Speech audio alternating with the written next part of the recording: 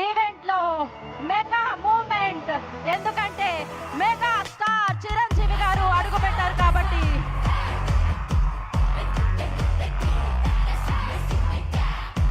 legendary actor, ఎన్నో కథలతో, ఎన్నో విభిన్నమైన పాత్రలతో ఎంతో మంది, ఎన్నో జనరేషన్స్ కి ఇన్స్పిరేషన్స్ గా తెలుగు చలనచిత్ర సీమలోకి అడుగు పెట్టాలి అనుకునే ప్రతి వ్యక్తికి తన కళలకి ఒక శక్తిగా,